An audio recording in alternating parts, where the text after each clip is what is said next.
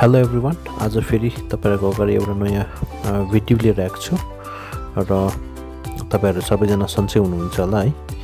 र आज चाहिँ मेरो यो भिडियोको टपिक चाहिँ यो बेगुनिया बल्ब है, जुन चाहिँ बेगुनियाको बल्बहरु लाउने सिजन आइसकेको छ है।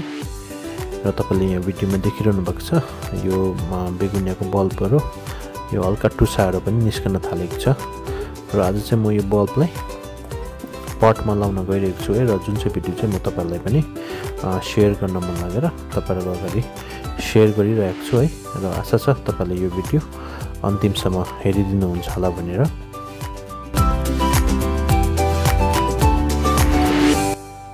र फर्स्ट अफ अल यसको कम्पोस्टको विषयमा भन्नुपर्दा यो तपाईले देखिरहनु भएको चाहिँ यो 100% यो गाईको कम्पोस्ट हो।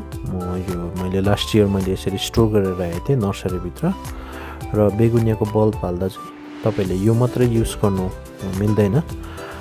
र यसमा तपाईले यो चाहिँ मिक्सचर हो, यसमा मैले माटो, लिफ कम्पोस्ट र यो गाईको कम्पोस्ट मिक्स गरेको छु। तपाईले गाईको मात्रै कम्पोस्ट युज गर्दा चाहिँ तपाई जब यो फ्लावरिङ सिजनमा यो पुरा सुकेर जान्छ है, यसको कम्पोस्ट सुक्ने भएको कारणले गर्दा तपाईले यसमा माटो मिसाउनु पर्ने हुन्छ।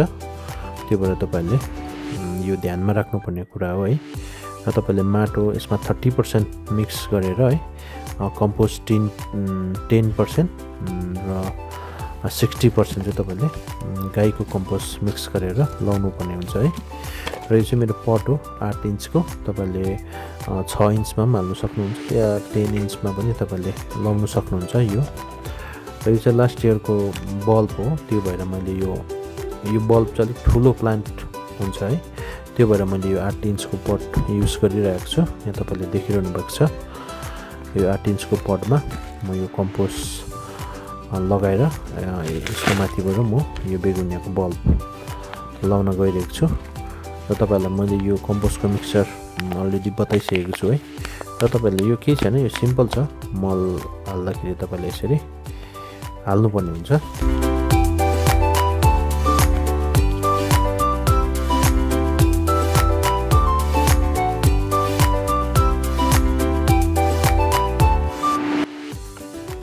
र यो तपाईले कम्पोस्ट भर्दा चाहिँ पटको भरी चाहिँ हाल्नु मिल्दैन, कारण तपाईले भरी हाल्नु भयो भने चाहिँ पानी हाल्दा तपाईको सबै बाहिर बगेर जाने भएको कारणले गर्दा यो लेभलमा तपाईले यहाँ भिडियोमा देखिरहनु भएको छ, यो लेभलमा भर्नुपर्ने हुन्छ।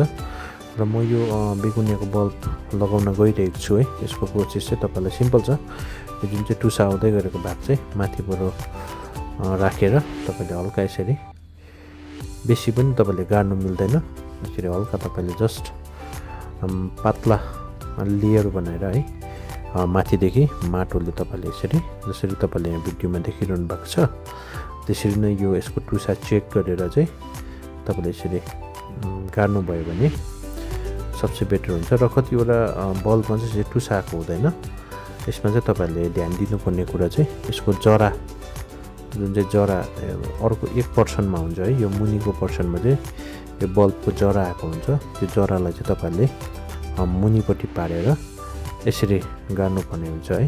सिम्पल छ र यति नै हो तपाईले मेन ध्यान दिनुपर्ने बेगुनियाको बल्बलाई लाउनको लागि।